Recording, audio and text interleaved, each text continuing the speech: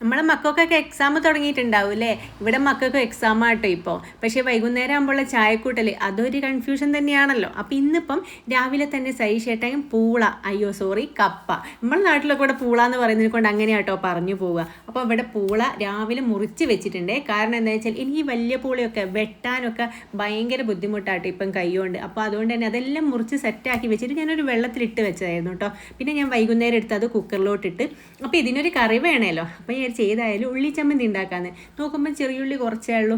പിന്നെ ഒന്നും നോക്കിയിട്ടില്ല, ഒരു വലിയൊരു ഉള്ളിയും കൂടി എടുത്തിട്ടോ. അപ്പം കുറച്ച് ചെറിയുള്ളിയും ഒരു വലിയുള്ളിയും പിന്നെ കുറച്ച് പച്ചമുളകും കുറച്ച് കറിവേപ്പില ഇട്ടിട്ട് ചമ്മന്തി അരയ്ക്കാന്നാട്ടോ വിചാരിക്കുന്നത്.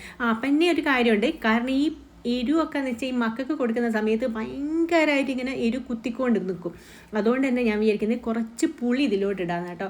അപ്പം പുളിയും കൂടി ഇട്ട് കഴിയുമ്പോൾ ആ എരിവിനൊക്കെ ഒരു മയം വരികയല്ലോ.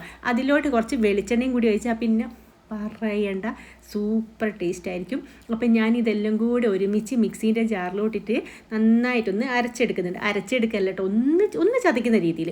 അപ്പം അങ്ങനെ ആയി കഴിയുന്ന സമയത്ത് എൻ്റെ അമ്മ ഈ മൂടി അങ്ങോട്ട് തുറന്നപ്പം തന്നെ എൻ്റെ മൂക്കിലേക്കൊക്കെ എന്തൊക്കെയോ ഒരു എരിവ് വന്നിട്ടോ. എൻ്റെ കണ്ണിൽ നിന്ന് ഇങ്ങനെ വെള്ളം ഇങ്ങനെ ഒഴുകിക്കൊടുക്കേനെ. പക്ഷേ സ്മെല്ല് സൂപ്പറായിരുന്നു. അപ്പോൾ ഇതാട്ടോ, അതിലോട്ട് കുറച്ച് വെളിച്ചെണ്ണയും കൂടി ഒഴിച്ചാൽ പിന്നെ പറയണ്ട, ഇത് ചോറിന് കൂട്ടാൻ നല്ല രസമാട്ടോ.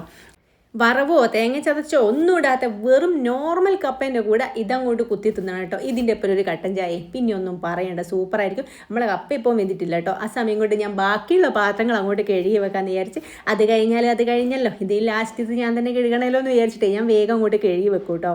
പിന്നെ ഇതിലോട്ട് കുറച്ച് വെള്ളം ഊറ്റണം. ഇത് കുറച്ച് വെന്തങ്ങോട്ട് നല്ലോണം വെന്ത് പോയിട്ടുണ്ട്, ഒരു 3 വിസിലൊക്കെ വന്നിട്ടുണ്ട്. അപ്പം ഞാൻ ആ വെള്ളവും കൂടി അങ്ങോട്ട് കുറച്ചുള്ളത് ഊറ്റി മാറ്റിയിട്ട് നോർമൽ ഒന്ന് ഉടച്ചെടുത്തിട്ടോ കപ്പ. അപ്പോൾ ഈ ഉടച്ച കപ്പയും നമ്മളെ അടിപൊളി മുളക് ചമ്മന്തി ഇവിടെ റെഡി ആയിട്ടുണ്ട്. ഇനി എനിക്ക് എന്താണെന്ന് വെച്ചാൽ ഇന്ന് വൈകുന്നേരം എനിക്ക് ഫിസിയോതെറാപ്പി ചെയ്യുന്നുണ്ട് കേട്ടോ. അപ്പോൾ അത് ചെയ്യാൻ വേണ്ടി പോകണം. പിന്നെ അപ്പോൾ ഇവർക്ക് ഈ ചായയെല്ലാം കൊടുത്തതിന് ശേഷം ഒരു 5:30, ഇടയ്ക്ക് 5:30, ചിലപ്പോൾ 6 മണിക്ക് ആ ഒരു ടൈമിലാട്ടോ എനിക്ക് അധികം അപ്പോയിൻമെൻറ്റ് കിട്ടുക. അപ്പോൾ എനിക്കിന്ന് 5:20 അപ്പം ഞാൻ പോയി ഫിസിയോതെറാപ്പിയൊക്കെ ചെയ്യട്ടെ. അടുത്ത വീഡിയോ കാണുന്നവരേക്കും ടാറ്റ ബൈ ബൈ.